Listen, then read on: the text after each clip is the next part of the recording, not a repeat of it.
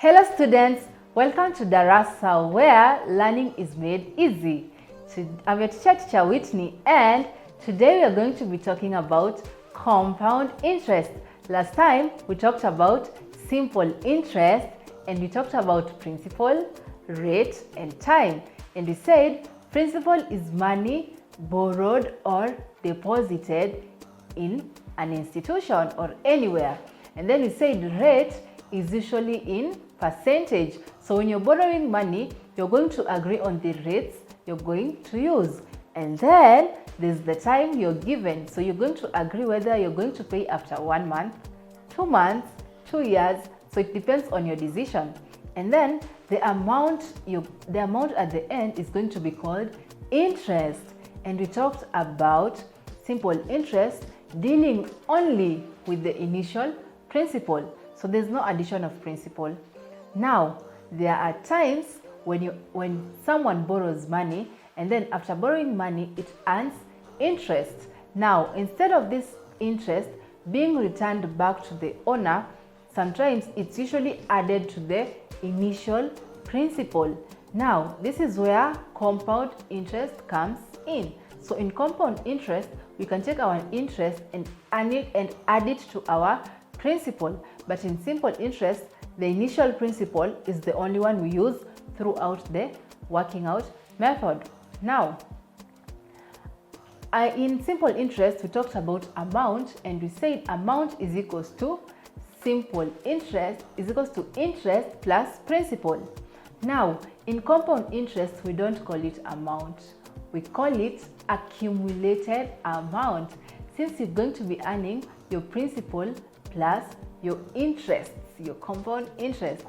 Let's do an example so that you can understand it better. We have a statement reading, find the amount after 2 years if 10,000 shillings is invested at 15% per annum. So find the amount after 2 years. Now, I forgot to tell you that in simple interest, sometimes we compound it annually, semi-annually, quarterly or monthly. So sometimes it is calculated annually, semi-annually, quarterly or monthly. Now, here we've been told to find the amount after 2 years. So if this was simple interest, it will just be principal times rate times time, and our principal would have been 10,000. Our rate would have been 15%. Our rate would have been 15% and our time would have been 2 years. So it would have just been 10,000 times 15% times 2. Now, this is compound interest. And we said in compound interest, after earning the interest, instead of returning it to the owner, we can add it to our principal so that it can again give us another interest.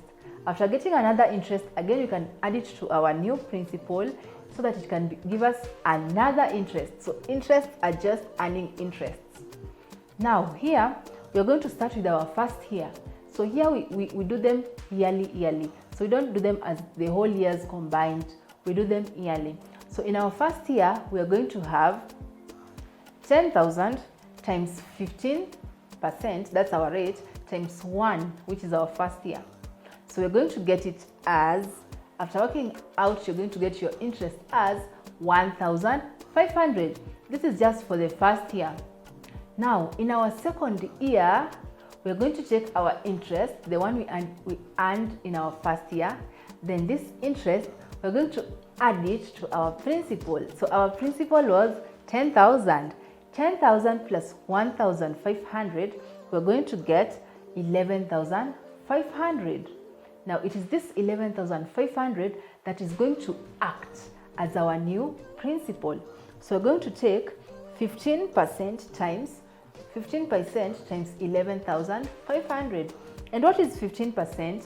15% is our rate. So after working this out, we're going to get 1,725. But our question is, find the amount. So our amount is going to be our last principal plus our last interest. So our last principal was 11,500, we add it to our last interest, which is 1,725, and we get our answer as 13,225. So we calculated for the first one. After calculating for the first one, we got our interest. This interest, we add it to our first principal. Now we have a new principal. So this new principal is what we are dealing with. So after getting our new principal, we're going to calculate it again, then we'll get a new interest. So we have two interests. We had the first one and the second one. Now this new interest, we're going to add it to our new principal, and we are going to get our answer as 13,225. Let's look at another example. So we have our question which reads, a customer deposited 14,000 in a savings account. So assume you are the customer. So you deposited 14,000 in an account. Find the accumulated amount after 1 year if interest was paid at 12% per annum compounded quarterly. So this quarterly changes everything. So it was 1 year, but it's compounded quarterly. So it means in a year, he paid it in 4 bits. So how do you work this out? So in our first period, our rate, because it's quarterly, it means we're going to check our rate, we divide it by 4. So dividing 12 by 4, we'll get 3%. So now we are going to be dealing with 3%. So what we do is we first do the first quarter, second quarter, third quarter, and then our final quarter. So working this out, the first quarter, we are going to have 14%, which is our principal. We multiply it by 3%. So our new rate is 3% times 1, since it's the first one. So working this out, you're supposed to get 420 as your interest. So after getting your 420 as your interest, to work the second one, you have to take your interest, you add it to your principal. So we're going to have, our principal was 14,000, so we're going to have 14,000 plus 420 will give us 14,420. So this is our new principal. So using this, we are going to have, so in short, we're using the simple interest method, but now our principal changes. So now we're going to have 14,420 times our rate maintains, which is 3%. So for the rate for the second quarter, 3% times 1. Working this out, you're supposed to get you're going to get 432.60 shillings. So this is your second interest. But remember, we're just on our second stage. You're supposed to go up to our fourth stage. So going up to our fourth stage, you're now going to our third. Our new principal is going to be the principal of the second quarter plus the interest. So we're going to have 14,420 plus 432.60, and you're going to get 14,852.60. So this is what we are going to use on our third quarter. So this is acting as our principal. But remember, the formula maintains principal times rate times time. So taking that as our new principal, we are going to have 14,852.60 times our rate maintains, because we divided our rate into 4 quarters. So on our third quarter, it will be 3/100 times 1. So working this out, you're going to get 445.60 shillings. So this is the interest on the third part. Now, on our fourth quarter, again, you're going to check the interest of the third quarter plus the principal at the third quarter. So you're going to have 14,852.60 shillings plus 445.60 shillings. And adding this, you're going to get 15,298.20 shillings. Now, so that's now the principal we are going to use on our fourth quarter. So we are in our final quarter. And remember, we've gotten our principal by adding the interest at the third quarter plus the principal we used on our third quarter. So we are going to get 3% times our principal, which is 15,298.20 times 1, and we're going to get 458.95 shillings. Now our question, coming back to our question, we're looking for the amount. So we said in our amount, we use our final principal plus our final interest. And we are going to get our answer as 15,757.15 shillings. So in short, in compound interest, we are doing it steps by steps. And in our question, it was 1 year, yes. Okay, in our previous question, we'll be doing them yearly. The first year, the second year, the third year. But here, it is 1 year, but this 1 year has been divided into 4 quarters. So your interest, you must change it into 4 quarters. So we took our interest, which was 12, and we divided it by 4 so that you can have 3% per annum in each quarter. Then after that, in compound interest, you're going to use your initial principal. After using your initial principal, you'll get your interest. Now, in your second quarter, you're not going to use your initial principal. Your principal changes, and we said there are instances when you walk into a bank and then you borrow money, it earns interest.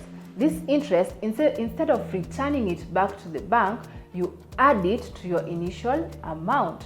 So compound interest is calculated in bits, not at once as simple interest.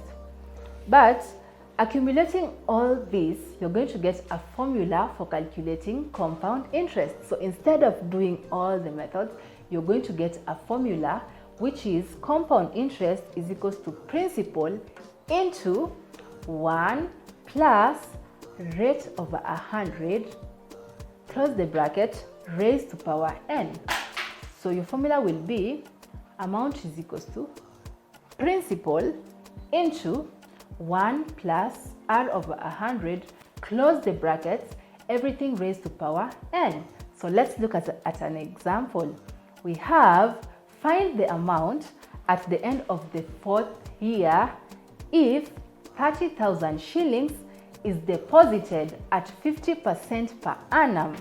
Calculate the compound interest. So you found that in the previous example, we've been calculating our compound interest in bits. But now we've introduced a formula. So the first thing you're going to do is you write your formula. So first things first, you write your formula. So after writing your formula, which is A is equals to P into brackets plus 1 plus r over 100, close the brackets, n, you're going to go back to your question, and then you pick your values, you fix them in your formula. So we have our principal, which is 30,000, and then our rate is 15, and then it is 4th year, so our n will be 4. So replacing them, we are going to have 30,000, open the bracket, 1 plus 15 over 100, close your bracket, your power n will be 4. So working this out, you're going to have 52,470. Now, in another example we are having, what would 15,000 shillings amount to after 3 years at 16% per annum compounded quarterly? So we're being told it's compounded quarterly and it's after 3 years. But here we're talking about a year. So in a year, if it is 4 quarters, after 3 years, it's going to be 3 times 4. So you're going to get 12 quarters. So your n will be 12. And then your principal will be 15,000 and your rate will change. It won't be 16%. It will be 16 divided by 4, which is 4%. So now you're going to have 15,000, open your bracket, 1 plus 4%, close your bracket, your n, I've said, will be 12. 3 times 4. And then working this out, you're going to get 24,015.50 shillings.